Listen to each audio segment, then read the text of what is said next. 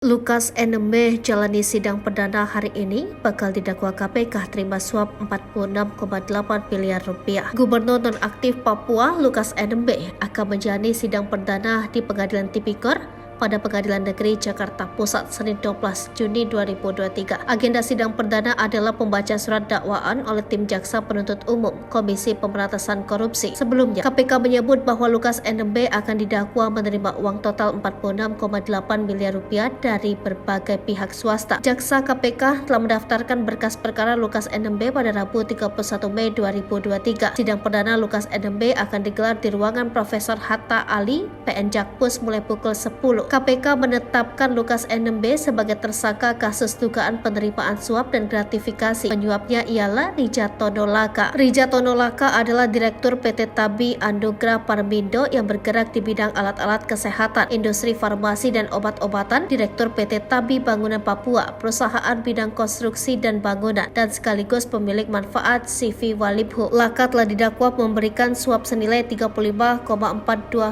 miliar rupiah kepada Lukas NMB dalam bentuk uang tunai dan pembangunan aset-aset milik Gubernur Papua periode 2018 sampai 2023 tersebut. Pada persidangan di Pengadilan Tipikor Jakarta, Rabu 5 April 2023, Jaksa KPK mengatakan Rijatono Laka memberikan hadiah sebesar lebih kurang 35,429 miliar rupiah yang terdiri atas uang sebesar 1 miliar rupiah dan pembangunan atau renovasi fisik aset-aset senilai lebih kurang 34,429 miliar rupiah kepada Lukas NMB. Hal itu dilakukan dengan maksud agar Lukas NMB bersama Kepala Dinas Pekerjaan Umum dan Penataan Ruang Papua periode 2018 sampai 2021, Kerius Wanyoman, mengupayakan perusahaan-perusahaan Rijatono Laka dimenangkan dalam proyek pengadaan barang dan jasa di lingkungan Pemprov Papua tahun anggaran 2018 sampai 2021. Atas intervensi Lukas NMB melalui Kerius Wanyoman selama 2018 sampai 2021, Rijatono Laka sudah memperoleh 12 proyek bersumber dari APBD Papua dengan total nilai proyek lebih kurang 110,469 miliar rupiah. Atas perbuatannya itu, JPU KPK menuntut Rijatono Laka agar dihukum 5 tahun penjara ditambah denda 250 juta rupiah.